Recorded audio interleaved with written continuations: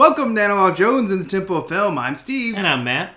And we're a VHS vlog thing. I don't know what this is, but we're having fun on video. Podcast, whatever. All of it.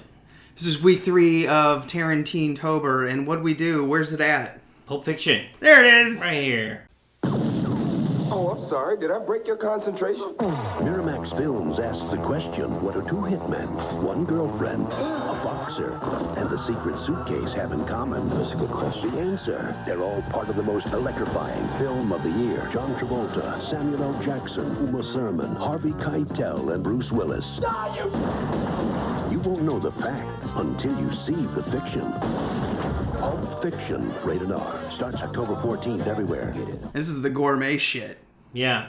We're hitting the top of the little Tarantino mountain, at least in the 90s. Yeah, well, we planned it nicely. We did 2 kind of like written ones, and then we do the one right in the middle, and then we kind of do 2 more kind of weirder ones to end it out. But like, you know, we did it right, I think. This is the big one. Yeah, the masterpiece. The right? Pinnacle. And as you can see, we have a little bit of a new setup here. And I hope you like it. I took all of your suggestions and then just did something. So I was proactive.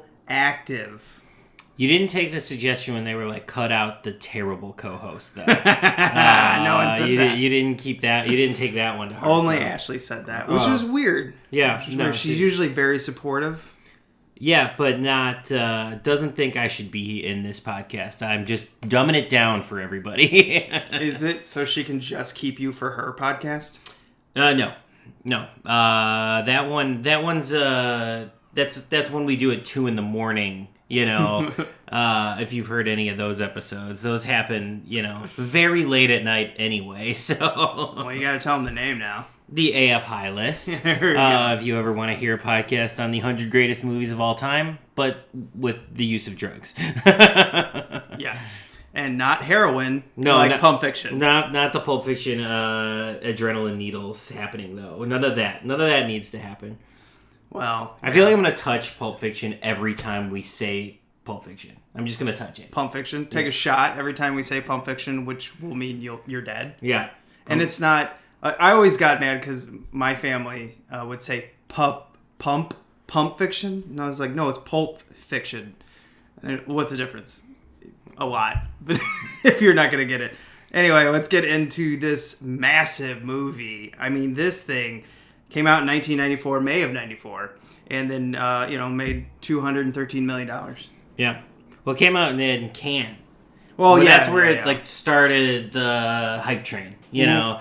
And then did the festival circuit. And then in October, we actually got the real release of it. So this is in order, because Natural Born Killers came out in August of 94. And then this was October, the wide release of this. And then that was Tarantino fever. Everybody loved Tarantino then. Everyone wanted a piece of Tarantino. Yes. And I feel like after Jackie Brown, what was that, 97? Yeah. Yeah, I feel like after Jackie Brown, did he just take off for a while? I think so. Yeah, there really wasn't a lot of like super Tarantino-y stuff after Jackie Brown, which is a shame because Jackie Brown's a really good movie. Yeah, I was like, it's Robert De Niro. One of Robert De Niro's odd choices in acting that I like. Oh yeah, one of his best like late 90s performances, for sure. But and another guy in that movie that was really good. I like him much better in Pulp Fiction is Samuel L. Jackson. Yeah, he's really good, though, in Jackie Brown. Definitely a very different character. Yeah, but in this one, is like his lines are so much more memorable. His speeches. Yeah. I mean, anytime you get a guy who's murdering people doing Bible quotes, I'm game. I'm like 100%. Yeah. With that fro that just never stops curling everywhere. Yeah. Which is so funny. I'm looking at it now. The back. He does not have the fro, because obviously when they did the publicity stills, he had cut his hair. Yeah, he kind of looks like what he looked like in Jurassic Park. Yeah, he looks, or like sort of like more like today too, I guess. Like just the classic Sam Jackson look is what's on the back. He doesn't have that great head of hair that he has in the movie. Yeah, and what I always like is Sam Jackson to me always looks much more laid back than a lot of his early characters that are constantly screaming. Yes. He's much more of a Nick Not Nick Cage. Yeah, Nick Cage. Yeah. We're just like sitting back, kind of like, I feel like he's that type of guy, but he's so good at these characters. Yeah. He's the type of actor, you can give him bad dialogue and he turns it into something really good. You give him great dialogue like this, it becomes iconic. Yeah. And it helps a guy win, 2 guys, right? They both won an Oscar. Tarantino and Avery. Avery? Yeah, the writers. Were they both up there getting the Oscar? Mm-hmm. I think so. Thanks. This has been a very strange year. I can definitely say that. You know what? I was trying to think, I think this is probably the only award I'm going to win here tonight. So I was trying to think, maybe I should just say a whole lot of stuff right here, right now, just get it all in my system. Because I thought about all year long, everything building up and everything, and just blow it all just tonight. Just say everything. But I'm not. Thanks. I want to thank my beautiful wife, Gretchen, who I love more than anything in the world. And I really have to take a pee right now, so I'm going to go. Thank you. Yeah, they just kind of like didn't let Avery talk because it was the Tarantino show, and Avery just wrote some of the stories. I mean, He probably cleaned up the script too. There's 2 edges to the Avery story. It's like, was he just kind of up there to kind of steal the spotlight and, you know, try to be like, oh, I'm famous too, kind of like a coattail starfucker kind of situation, or was he starfucker? It's pretty easy, just follow him around. Or was he in the situation where he was kind of shafted, like everybody was giving like Tarantino? I don't know. I don't know which side of it is, but I know that he kind of like disappeared after he did a couple more movies and then was gone. You don't hear his name much. I'm sure he's probably making money being a script doctor. Maybe. I would assume. Yeah, he's working in Hollywood, so I think he does have like a VOD movie coming out like soon in October, but I'm not gonna see it. So ain't nobody got time for those VOD movies. Oh, I love the VOD movie. I look out for every Robert Davey VOD movie. I bet he still wants to fight me. Goonies episode, guys. Goonies, check it out. Yeah, check that out. Well, you got to describe the tape. Yeah, I guess I don't. You could see it, so I don't need to like tell you too much about it. But also, like, do I really need to tell you about what the cover of Pulp Fiction looks like? You've seen it. Yeah, but here's a picture. Boom. Okay. The Uma Thurman cover, of course. 10 cents. Mm-hmm. The comic book pulp novel look that it has. She's reading a Pulp Fiction book with the gun and the cigarettes. Very cool, very iconic, very 90s. I love how the names on it take up like 10% of the entire VHS. Because there's 100 fucking people in this movie. There's so many. But flipping over to back, if you don't know what Pulp Fiction is about, this is your description. Pulp Fiction, the year's #1 movie, according to People Magazine, Time Magazine, New York Times, and Entertainment Weekly.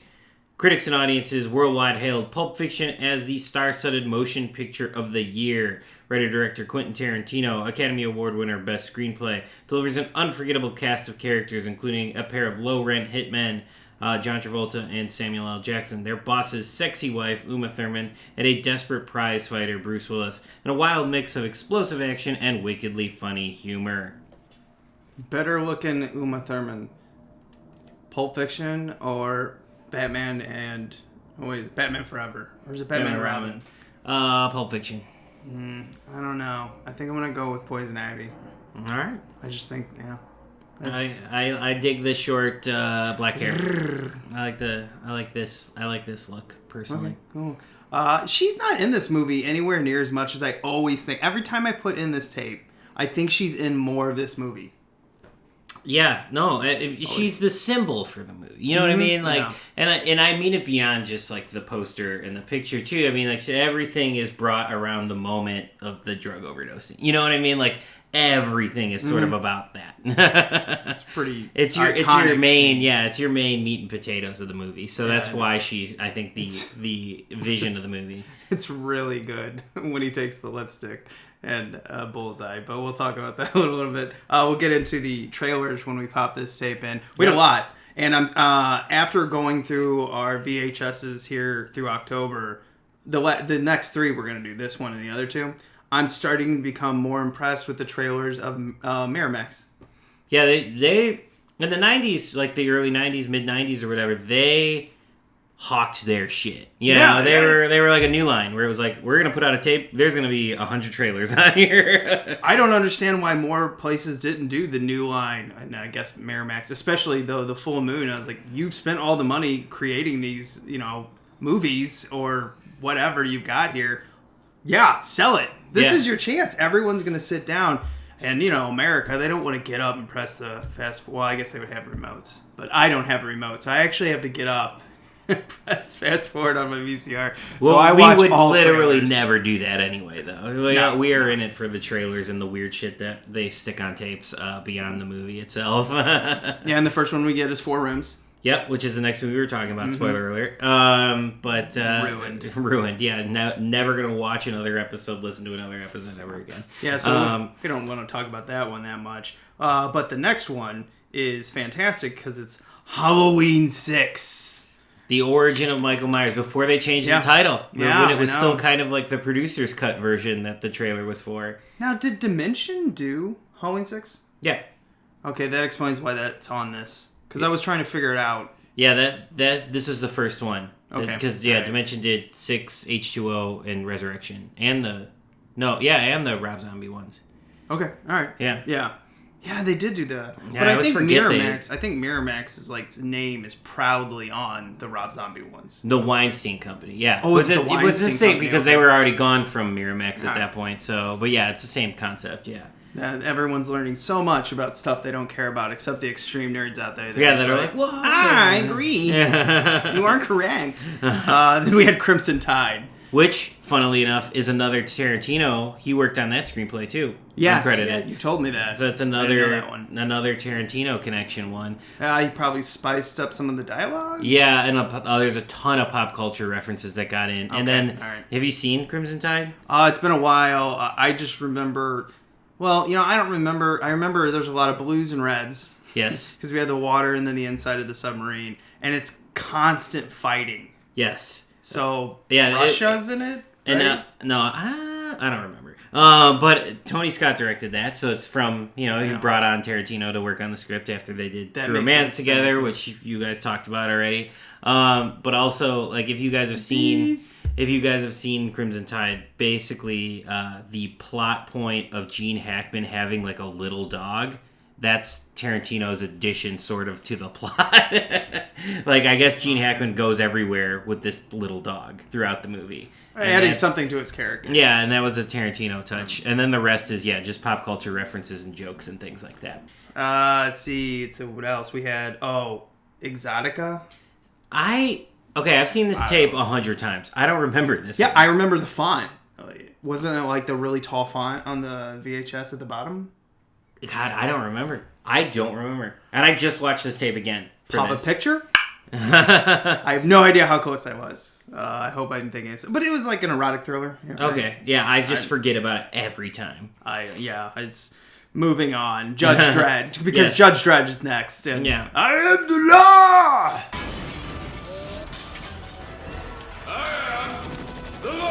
I've never seen this movie, but I think this one I'm due for a visit to because I feel like this would be my kind of trash. You've never seen this? No, I like the Carl Urban one, the recent Dredd movie that came out, but I've never seen this one. But you really can't appreciate the Carl Urban one until you watch this. Like, I have to earn the Carl Urban one. I have to watch the garbage one with Rob Schneider, and then I can earn the good one. You've sat through enough shit, so you as a general audience needs to earn it. Because you're just going to appreciate it so much more when you watch Stallone just go, I know this is the character.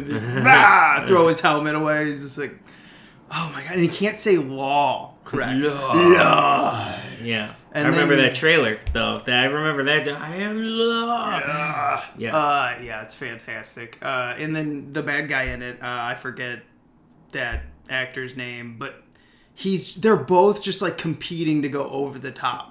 Killed innocent people. The means to an end. You started a massacre. I caused the revolution. You betrayed the law. Law. I love the movie. It's not a good movie by any stretch of the imagination.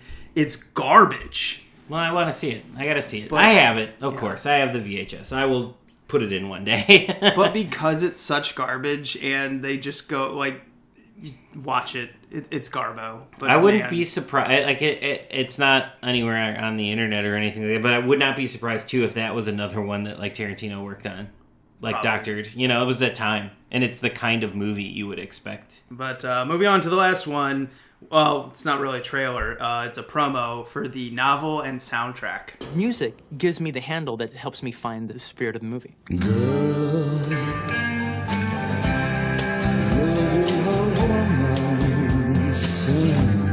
You gotta get the record if you want to hear the whole thing. Yeah, and this was the only one I remembered being on this tape. Like I remember handing off the tape to you and being like, "It's got the soundtrack commercial on it." I remember that. I didn't remember any of these trailers, and I like just watched it before I handed it off to you. This is one of the first movies that, like, my mind. Well, no, there's a few other ones. I think didn't Ninja Turtles 2.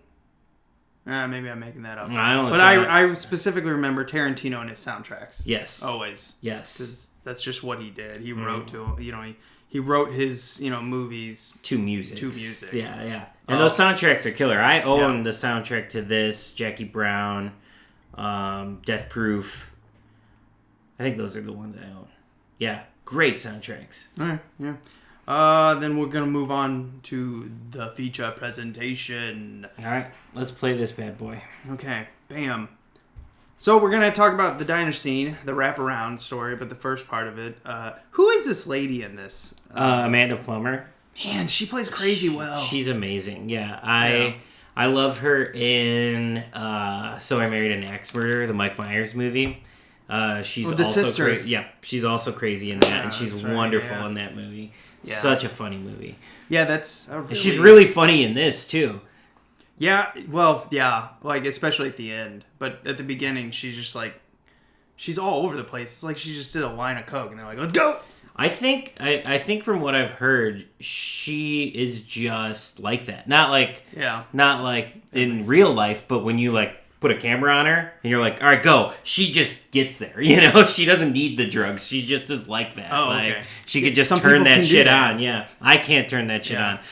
You turn a camera on me and I just like slowly go. You go down. Yeah. By the end of this podcast, you're like underneath the table. Right. Like, Exactly. Do you want a cookie or something? Yeah, just feed me. Maybe some OJ. Get some sugar in you. Yeah, but some people can do that, man. They just. Yeah.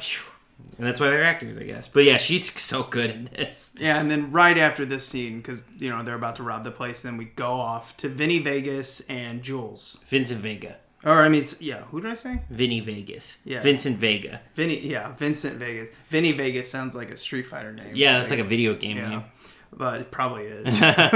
But yeah, it's fun to see these two. I remember when this movie came out, a lot of people, because John Travolta was on like one of his downslopes, and then this is one of his comebacks. Yeah, this was huge for him. Yeah, because after this, he loses weight and then goes on to like Face Off, Broken Arrow, and where John Travolta's like, yeah, now I'm an action star. Yeah, he did.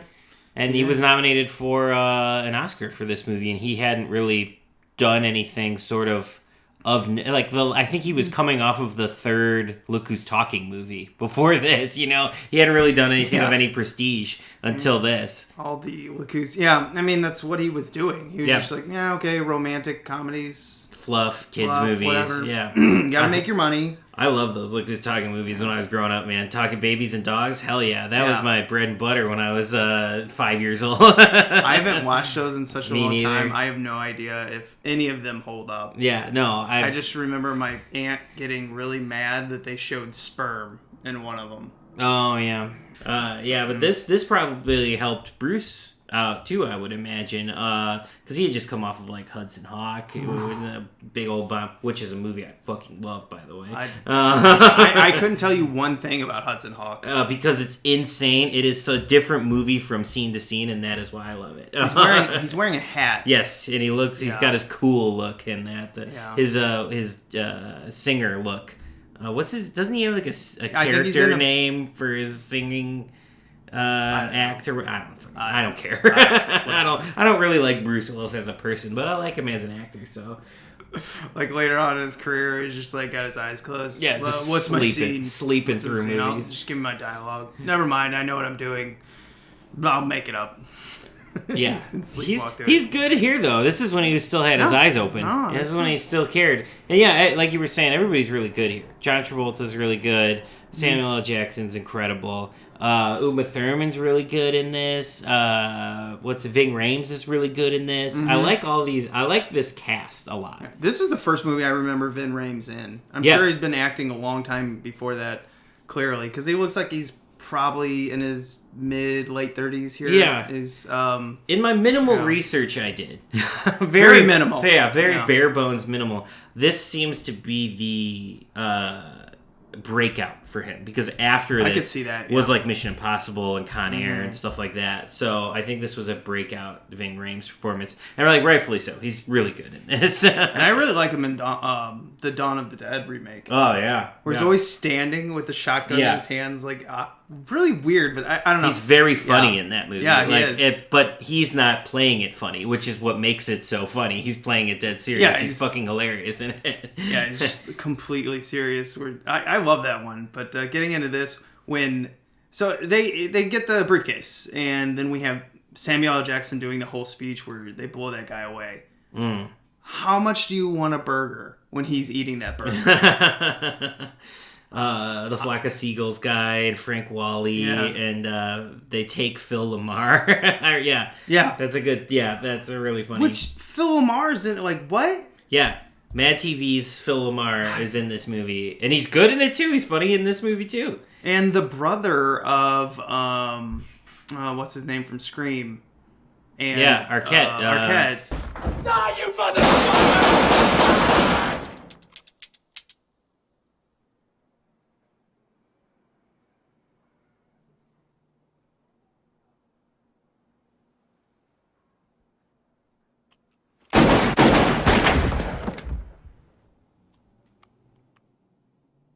He was, he's now Alexis. He's now a she. He's now Alexis Well, didn't Arquette, but he pass was away? Robert. And Did she pass away?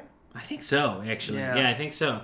Rest in peace. But it was, in this, he is credited as Robert Arquette in Yes. this one. But Rosanna Arquette's in this too, as the junkie. And, hello. Oh! Yeah, Yeah, what?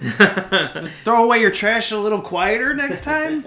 Ass. I forgot. Yeah, she's in it with the one with he says all the shit in her face. Yeah. Yep, Yeah. Yep. Yeah, I don't see her in much. She's one of the Weinstein blacklist persons. Like, she wouldn't fuck around with Weinstein, and he told people not to work with her. But he's such a charming man. Yeah, right? God, he had so much power. Yeah, no, I'm glad. I think Rosanna Arquette's going to have a resurgence now. She's going to have a Mira Sorvino where we're going to start to see them a lot more, I think, again, which is wonderful because I love them. Yeah, it was weird, yeah, because I remember her for a good stretch during the 90s. And then that was it. That's it. Yeah, fucking asshole Weinstein. Yes. And then we get straight into Vinny taken out. Wait, what's his first name? Vincent. Vegas. I'm just going to call him Vegas. But that's also, it's Vega. What? Vega. It's not even... Yeah, because I didn't watch this movie. I've never even seen Pulp Fiction. You've never seen No. it. Pump Fiction. Yeah. Pump. But no, he's the brother of Vic Vega, who is Michael Madsen's character in Reservoir Dogs. Okay. So they're the Vega brothers, which Tarantino talked about maybe doing that movie at some point with Travolta and Madsen as psycho brothers or whatever, but that never came to be. There's a connection, True Romance, too, with Reservoir Dogs. Yes, Where, Alabama. Yeah. I worked with an associate named Alabama. Mm-hmm. That's... I kind of wish he would have done that more and just keep connecting this, but I guess after a while it's the Tarantino verse. Yeah, you start. Oh yes, the extended Tarantino universe. But he was doing it, before Marvel was getting back into this movie. Yes. The dance is great. Everything is great in that scene. But afterwards is what I remember. That's the big centerpiece scene of the movie is the overdose scene. I actually kind of love not to be the different guy, not to say the scene that everybody loves isn't the best, but I love the lead up to that. Like when he's the flirting, you know. Yeah, the flirt, and then like him like in the bathroom being like, "You're not gonna do this. You're just gonna go home. You're gonna jerk off. You're gonna go to bed." Like I love that scene. So you're gonna go out there. You're gonna say goodnight. I've had a very lovely evening. Walk out the door, get in the car, go home, jerk off, and that's all you're gonna do. Like it's so funny, and then the craziness happens. But it's But that, yeah, I mean, you have to have the build up to get to the Ving. But I almost kind of like the foreplay more than the action in the movie a little bit. Well, because they really start to hit it off on the dance floor. There was some chemistry beforehand, but it was just like clicking on the dance floor. And I wonder how many takes that dance took. Yeah, I don't know. I don't know, but it's a great scene too. It's it's awesome. I think I want to say, from a documentary I may have watched, maybe on like the Pulp Fiction DVD or something, it's a recreation of a scene from like something from the 50s, which like, of course, it's Tarantino. But it's great in this movie. It's so good. The coolerator was crammed with TV dinners and ginger ale. But when Pierre found work, the little money coming worked out well. C'est la vie, said the old folks. Culture show you never can tell. They had a hi-fi phone, oh boy, did they let it blast. 700 little records, all rock, rhythm, and jazz. But when the sun went down, the rapid tempo of the music fell. C'est la vie, said the old folks. Culture show you never can tell. Well, what he does, and this is just my opinion, is I think he finds a scene he likes, and he's like, that scene could be a lot better. I'm going to put it in my movie and make it better. I don't have a problem with that. I've never had, I don't care. He's a self-proclaimed rip-off artist. Like, that's the words he's used before. He says, I'm a rip-off artist or whatever. And I think he really is, and that's what I like about him. He does a grab bag of best-of moments of weird shit and puts it into one concoction of a bunch of weird shit. And I'm like, cool, I like all this stuff. Do you notice how many times Vega is in the bathroom? Yeah, that's like where he hangs out. Yeah, it's foreshadowing. That's where he's going to die. Yeah, but you only need it once, but they put him in there because he's talking to himself in the bathroom, you know, what you're going to do. He's, at one point, taking a shit, reading the book where he's in the shorts, and he looks like a dork. And, and then when he dies. Yeah.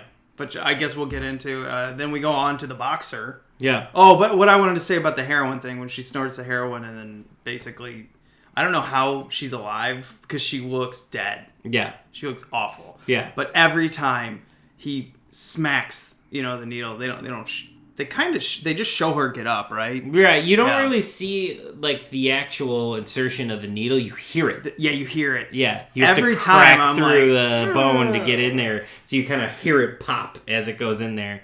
Yeah. And then you see it sticking in there. Yeah. It's just still there.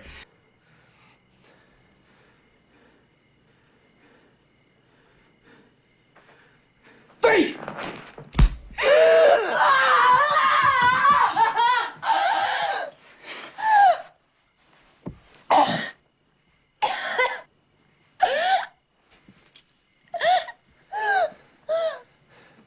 If you're all right, then say something. Something? That was fucking trippy. It's so funny. Seems like that would be a really hard special effect to get in there. Yeah, those things are hard to like. Yeah, how would you get that needle? They're heavy. Is it like maybe fake skin over her? It's K&B. It's K&B who did this, so they're the masters. They know. they know how to do this shit. That's actually something I'd like to see, how they made it stick into the chest so well. Yeah. Also, then they cut to them driving home, and she tells her Fox Force 5 joke. Mm-hmm. But when could you imagine pulling that out? Yeah. That probably is gross. That's probably a nightmare. Because you have to reach the heart. So you're pulling it out of your heart. And back through the bone you had to get through. Yeah, I feel like you need to You're scraping a bone and pulling it out of your heart. Ooh. Anyway, on to the butt watch. That's what I call this scene. Yes. Christopher Walken's just like, your father snuck it out in his butt for like 2 years, and then I put it in my butt for a few years. Yeah. The way your dad looked at it, this watch was your birthright. You'd be damned if any slope's gonna put the greasy yellow hands on his boy's birthright. So he hid it. In one place he knew he could hide something, his ass. 5 long years he wore this watch, up his ass. Then he died of dysentery. Give me the watch. I hid this uncomfortable hunk of metal up my ass 2 years. Then, after 7 years, I was sent home to my family, and now, little man, I give the watch to you.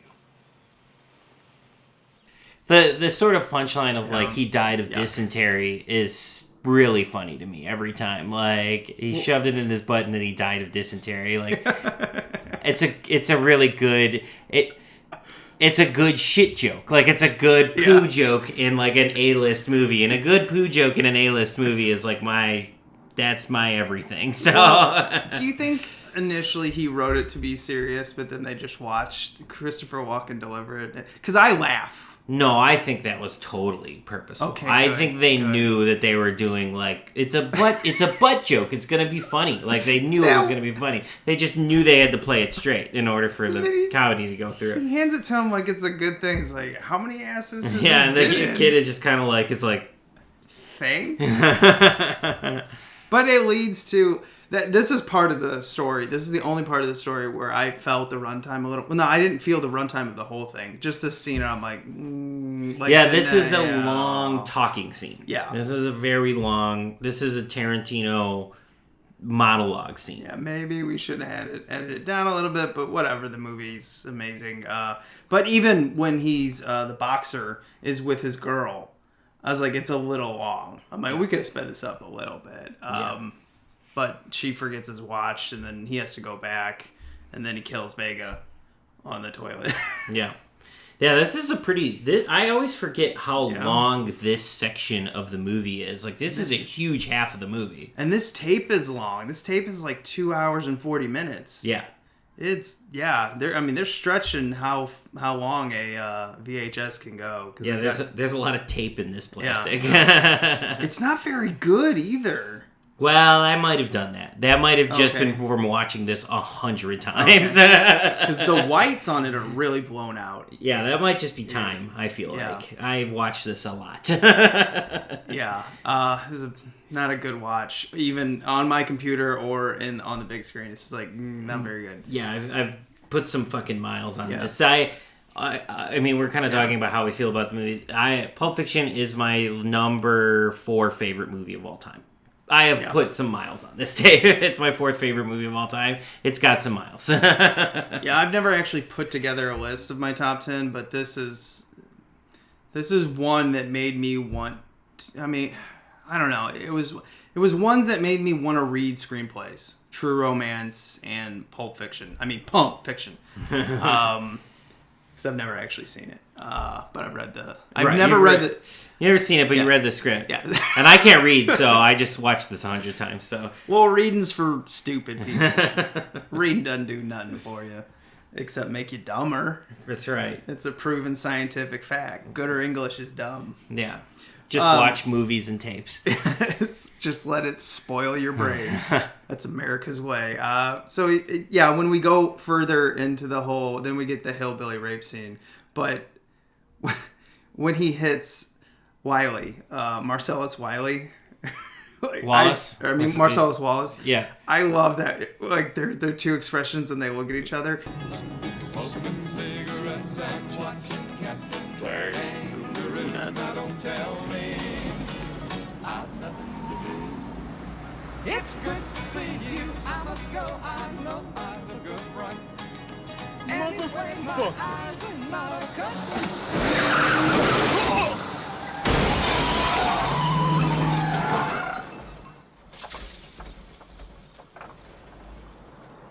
He's dead. Oh my God. He's dead.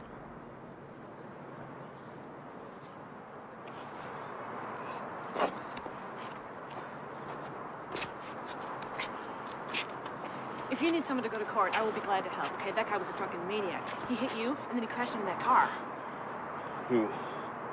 Him. He does the, it's like the Psycho scene when she's running away with the money from the boss and then she sees the boss crossing the street. It's like the same double take they do. It's a rip-off moment, but again, it works here. Yeah.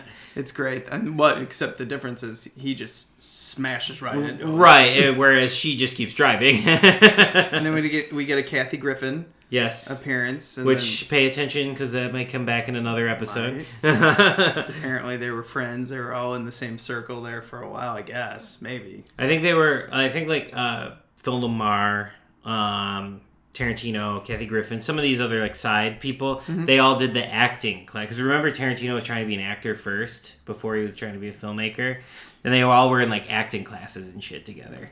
But I'm sure they're like, you can sleep on my couch if you put me in your next movie. Right. Like and like for like somebody, for Phil Lamar and Kathy Griffin, this was a fucking slobber knocker. This is a big one for them. Man, I'm glad I became friends with him. But yeah, it goes, and then we get the hillbilly rape scene that even though I know this is coming every time, it's just so far out of left field. Yeah, it's a crazy scene, and it's the Gimp, which is fucking hilarious. I love the Gimp. It cracks me up every time. And I just don't get it. Like what? They keep a Gimp. I know. Don't you? in a giant, it's awesome me. wooden I'm your Gimp. Not only that, he's in like a giant wooden chest. Yes. That has like bars that they have to slide out to get this guy out. Right. And I'd be pissed too. That is very uncomfortable to sleep like that because he's not small. Yeah. Yeah. No. It's I love that. It fucking cracks me up. Wake up the Gimp. But he's sleeping. Wake him up. It's like, what? What? Like, what? I don't know. I don't even know where you come up with that. That's like, you got really high one night and you're just like, wouldn't it be funny if a bunch of hillbillies had a Gimp? Yeah, and they were just like, they took Marcellus Wallace, a huge Ving Rhames, and they're like taking advantage of him. Yeah, and it's the guy from The Mask, the villain. Yeah. And it's Dwayne Whitaker, like, horror character actor extraordinaire, who is also in Tarantino's circle.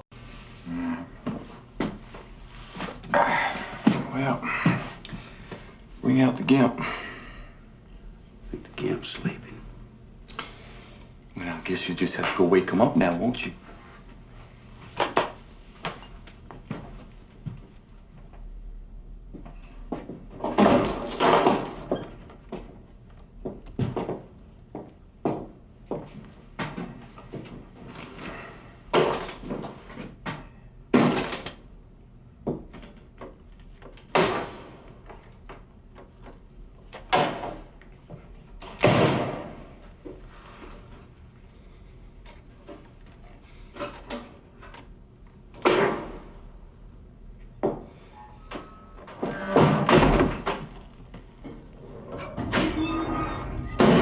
Yeah.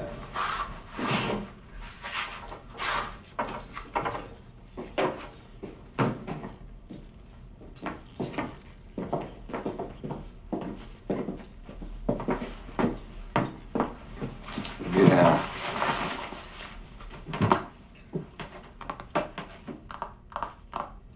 He's just got a great look to him. He always looks like a creep. Yeah. Apparently the nicest guy in the world, though. Yeah. Dwayne Whitaker. Oh, I'm sure everyone in all these movies that we watched throughout this time, the weirder looking they are, the great nicer. people.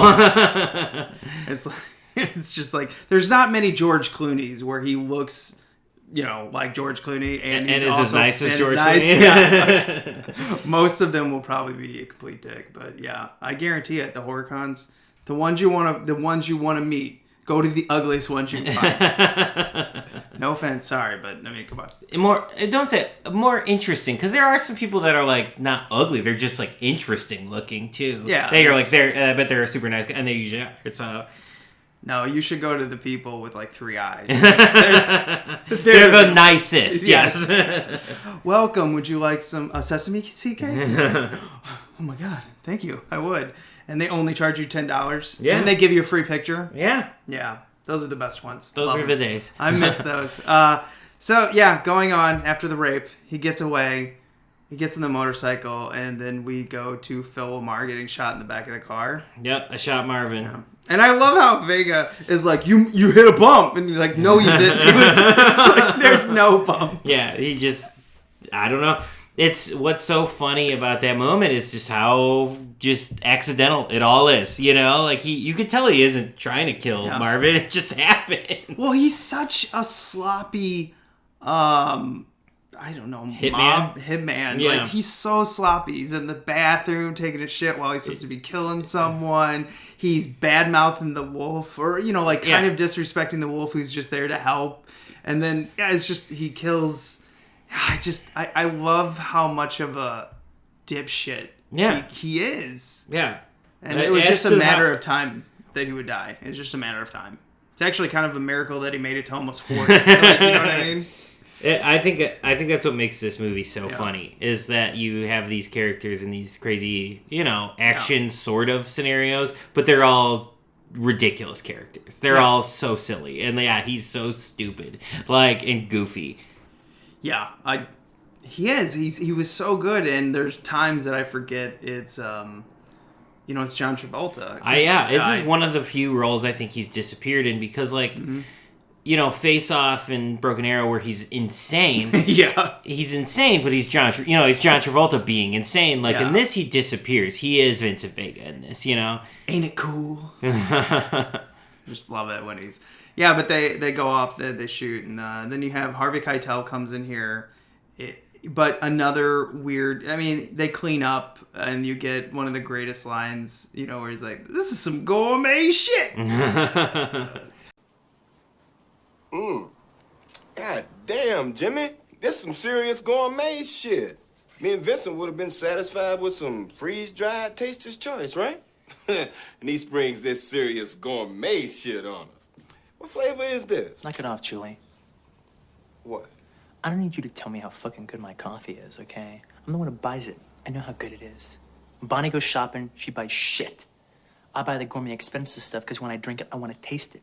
I love that. And then you get Quentin Tarantino, like, saying the N-word, like, 10, 12 times in a row. And I was like, whoa, man, I couldn't do that. That was, you know, I feel bad. That was his thing for a while, though. I know. Like, it was, he was pushing the limits. He's he's being edgy, you know, like, whatever. It's not cool now, and he doesn't really do it now. I mean, he still writes it in his scripts, but at least he's not the one saying it in the movies.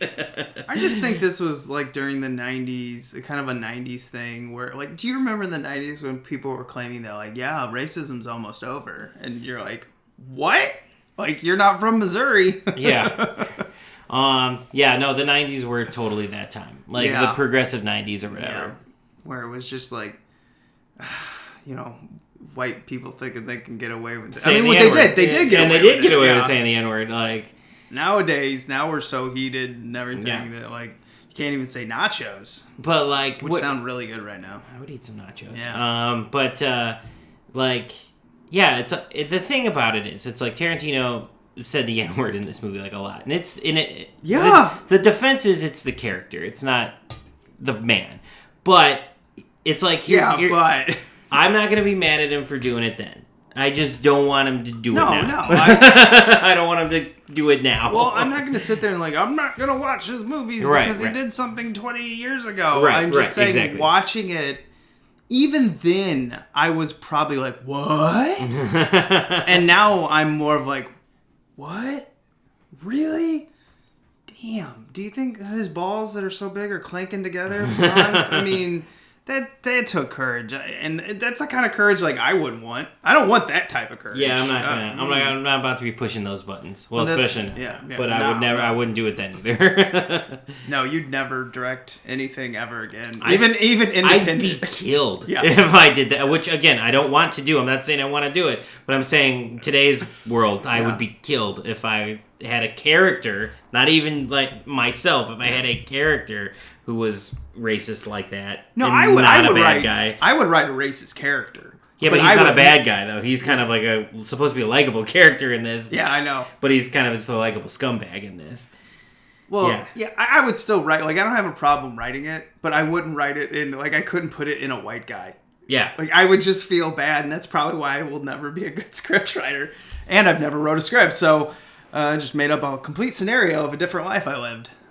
Anyway, back on to non-racial stuff when, cleaning out the brain matter. Did you notice the chunk of brain that's in Samuel L. Jackson's hair? Yeah. Yeah, he's just got like a hunk of skull and blood just hanging out in his luscious hair. Yeah, I love that. And then how he's such a jerk to... Well, he's not a jerk. He's just like, a please would be nice. Like, God, you're such a dummy, Vega.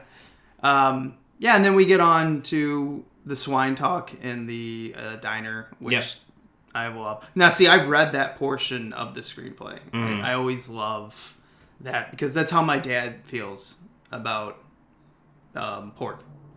Like, he's just like, dirty, nasty animal. And a funny story on that, my dad one time, he doesn't like pepperoni. He won't eat pork. And he's not Jewish. He's just, I won't eat pork. Okay. So it's funny. So one time when I was a kid, he told me pepperoni was made of horse. And so my grandma was just like, what would you like on your pizza when we were at Pizza Hut? And I'm like, not pepperoni. And she's like, I thought you liked pepperoni. Yeah, that's until I found out it was made of horse. Who told you that, Dad? Immediately, because this is his mom. Boom! On the phone. And he cracks up when my dad knows he's caught. He does this and he puts his hands in it. And I do this when I laugh a lot, so I get that from him. But he goes even further where he ducks down. He takes. He hides. accepts it, but he hides. Yeah. But yeah, that's what he did. That's always so. I always relate this to them talking about that. Nice. Yeah, that's hilarious. Yeah, it's funny. And then of course he knows right away. And then Vega goes to the bathroom. Yep, again. And we get the kind of wraparound. We kind of get back to the original story when we meet Tim Roth and Amanda Plummer, and they have more interaction. They have the bad motherfucker. Vincent, be cool. Yolanda, it's cool, baby. It's cool. We still just talking. Come on, point the gun at me. Point the gun at me. There you go. Now, Vincent, you just hang back and don't do a goddamn thing. Tell her we still cool. Still cool, honey bunny. How we doing, baby? I gotta go pee. I'm gonna go home. Just hang in there, baby. You're doing great. I'm proud of you. And Ringo's proud of you. It's almost over. Tell her you're proud of her. Proud of you, honey bunny. I love you. I love you too, honey bunny. Now, I want you to go in that bag and find my wallet. Which one is it? It's the one that says bad motherfucker.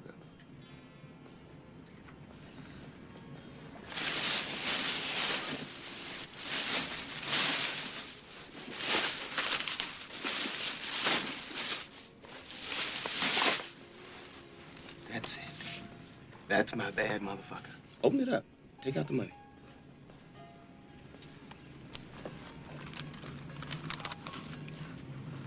Count it.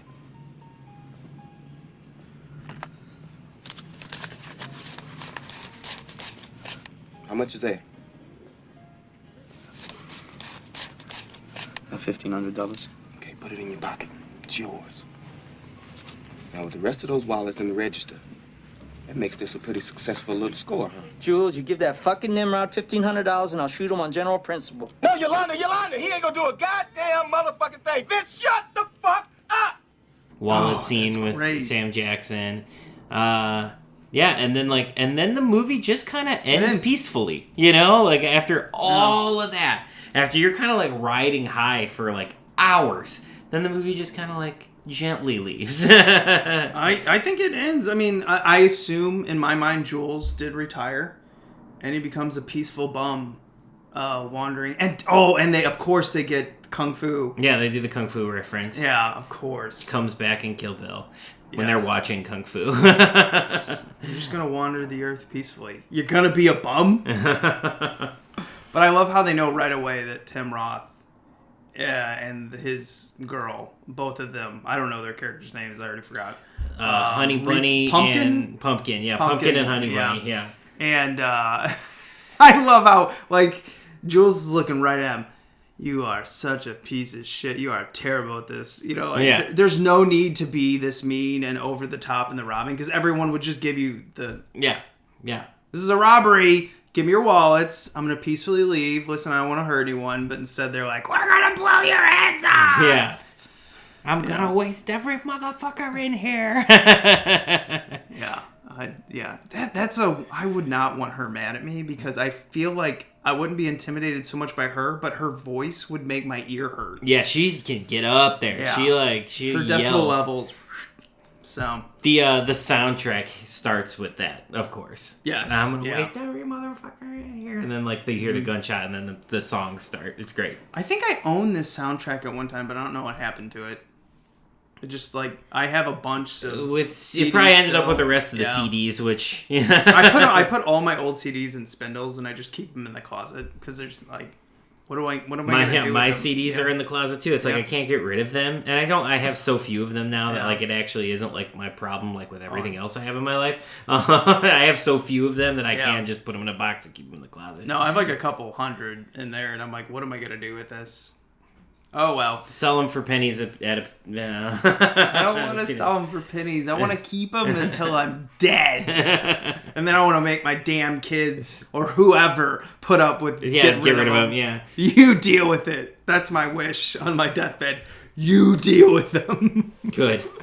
All these two, you deal with them. Yeah, right. Ooh, that's gonna be a problem when I'm gone. Who's gonna have to deal with my movies? I'm sorry in advance, but not sorry because they brought me joy. I smile a lot in life, but really at the end, I just want everyone to deal with my shit. Piles of old analog and digital shit. Yes. That's gonna end it with this one. Do we want to put anything in the museum? I'm putting the whole movie in the museum because it's my fourth favorite movie of all time. Yeah, everything's good. I guess if I had to put one thing, I really want to put Bad Motherfucker Wallet in there. I wanted that so bad in high school. So did I. But I was like, and I was that kid in high school, and my parents were like, no. But they did buy me a shirt. I think they bought me a shirt that said "Bad Motherfucker," but they were like, "Don't wear this at school," you know, like, "Don't wear this where you can embarrass us." So I think they got me a shirt, but they would not get me the wallet. It's funny too because now you used to make them go to all your stuff, and they probably still do occasionally, and they're just like, "We thought we could teach them not to embarrass us. Now we're just living in embarrassment." I am just constantly being an embarrassment. That's not true. Maybe. Yeah. But maybe it is. I don't know. Maybe. I mean, you do have a living Pinocchio in their basement. Yes, I had a Pinocchio somewhere, so haunting their house. I could see it when you visit. And you're like, Matt, could you take your Please get this thing out of here. vicious little Pinocchio? No, Mom! I don't have room for it. Okay, he can stay here, but I'm pretty sure he's satanic. He's haunting the house. He's satanic, Matt. But anyway... Have a cookie. Like, I imagine your mom just being super nice. It would put up with a satanic Pinocchio. Yeah, my mom is super nice and puts up with, like, all my shit, so... God bless her. Right when you turn off this camera, Matt is an asshole. It's an amazing turn. Yeah, it is. It is. Yeah. So, that'll do it for this week. We'll come back next week with another TarantinOctober film, which we already spoiled, but we'll pretend... You guys will have to come back and figure out or rewind this episode to figure it out. But yeah, we're coming back. More Tarantino. More gourmet shit. Yep. Click.